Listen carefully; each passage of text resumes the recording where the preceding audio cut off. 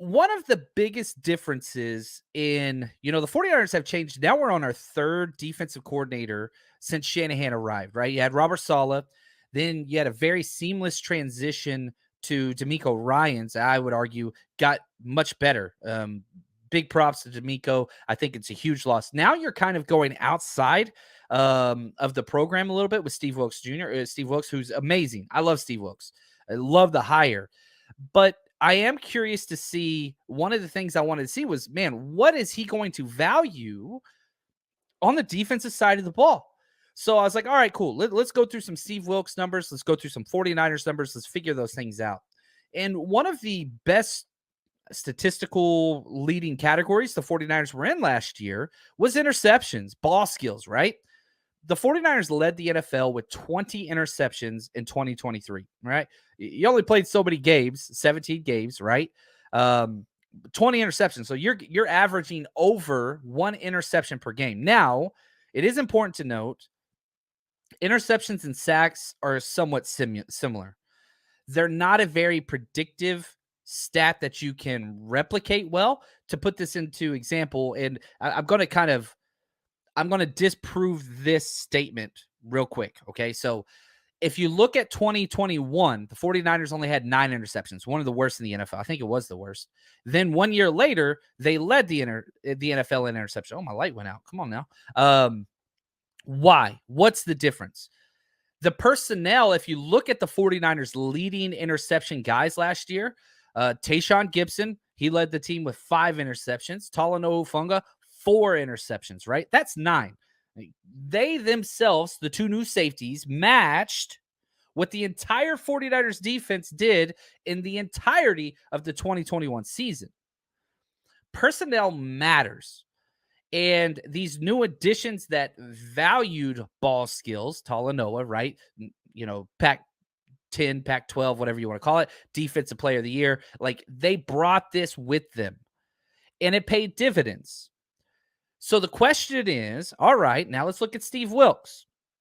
What has he brought in through this draft and the undrafted process? Because I thought this was interesting as well.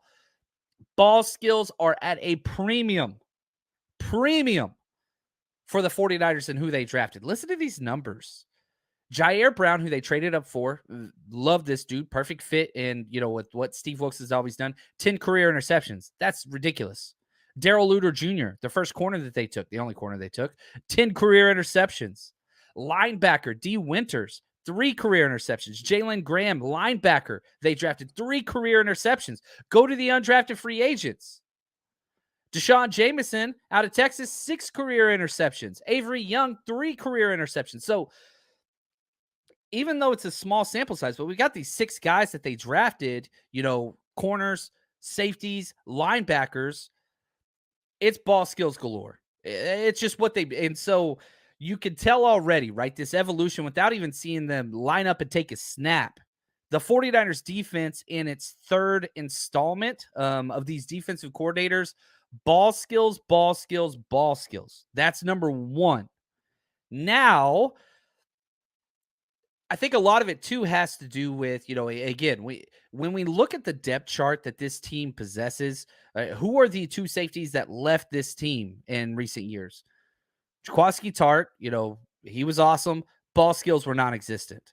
Jimmy Ward, throughout his entire career, Jimmy Ward had 3 picks last year. And I think all 3 of the interceptions came off of Eric Armstead hitting the quarterback, which is hilarious.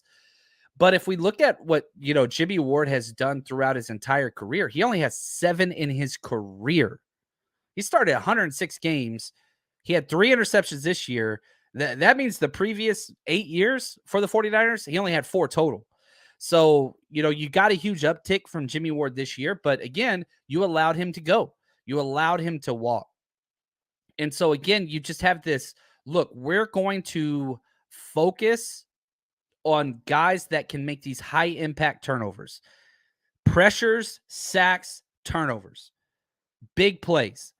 Mosquito Killer, great job right here. He says, John, with Huff doing so well at the beginning of the season and falling off the second half of the season, you think Wilkes gets him back to that level? Here's what I would say. If you watch the evolution of Huff's play last year, okay, first, 5 to 6 games, incredible.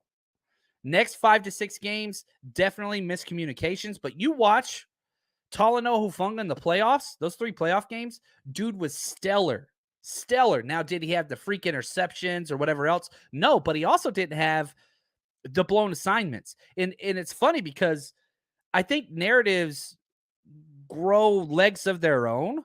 And we see it with Javon Kinlaw, right? Like I was asking some question about like, okay, in my, 90 player ranking series that we're working on, Javon Kinlaw was up there, and somebody was like, "Man, I think Kinlaw is going to be cut."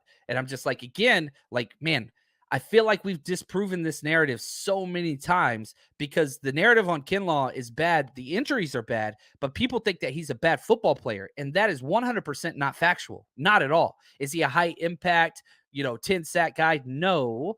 But man, he is incredible at stopping the run. Now, the first half of the NFC Championship, he wasn't. Second half, which we put out all the clips, like we showed all the clips. Look at this. This is quality high football in the second half of the NFC Championship from Kinlaw. Like it's indisputable. But the narrative was already in place. And now with Huff, that's also taking place too. That like, oh, he had a bad second half of the season. Not true. Not true. Did he have a bad 5 to 6 game stretch? Yes. But was that the last football that we saw of Huff? Hell no. Go watch Huff in the playoffs. The dude played like a vet safety. He was always where he needed to be, didn't blow assignments, and was just like clutch. And so I leave back to Mosquito's question. There's nothing wrong with your question. It's an incredible question because, yes, Huff did have a gap where it was not great, but a lot of that was communication, not bad play. And I think that that was corrected. And right there, Ishmael, he's an all pro for a reason. I did hear on another podcast, I don't remember what show it was. It was an all NFL show. And I think it was like 16 safeties received at least one all pro vote. It was something just crazy. It was like, it was a rather large number. But of all the safeties that did receive them, Huff was number 2. And that's pretty damn incredible to do in your first season starting. I'm excited about Huff. Whenever we go back and again, focusing on the Steve Wilks thing. Sorry, Mosquito Killer says, sorry, I didn't mean to make it sound like he fell off. No. Your comment was astute and very, very solid. But yeah, can he get back to the ball hawking skills? That very, very good. Because if we look at here, I'll pull up his game logs from last year. This is Talanoa Hufanga because almost all of his big plays happened early. Let's see here. Yeah, he had all of it. He didn't have any interceptions past week 10, game 9 against the Chargers, right? That was his last interception season. He had 4. He had 1 in week 1 against Chicago. He had 1 in week 4 against Stafford. And then he had 1 against Mahomes. And then he had 1 against Herbert. Man, that's the crazy thing.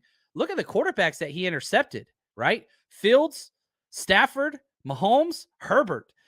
The dude made his best plays versus some of the best quarterbacks. I wouldn't put Fields in that, tier or whatever, but that's interesting. If we look at sacks, I wasn't planning on doing this, so I'm kind of doing this on the fly, so I apologize. But yeah, if we look at the sacks, he only had 2 sacks. He had 1 against Carolina in week 5, and then he had 1 against Seattle. And that was later in the year. That was a Thursday night game that was a lot of fun in week 15. So what about passes defense? Passes defense were pretty consistent throughout the year. Man, let's look at the playoffs. And I think this is interesting too. Had a pass breakup against Philly in the NFC Championship game. And, no sacks, but man, he was just all over the place. I really thought that he played well the playoff stretch. I really, really did. So, yeah, I think back to my previous statement that I was starting. When they hired Steve Wilks, I said the number 1 player that this helps is going to be Talanoa Hufanga. You look at the safeties that he's worked with, it's going to be fun. It's going to be fun. And again, Sean Taylor, who I think is one of the best players in NFL history, even though it being a small window and the tragic and all those things. But I want the guy that coached him in his prime and his heyday to instill some of those things. I think Wilkes, what he's going to be best at is just uncorking, allowing these playmakers to just go be crazy playmakers. And Huff's going to be the beneficiary of that. I really do think so. Yeah, Wad right there. Huff learning to control the chaos. That's going to be difficult. The 49ers Rush Podcast.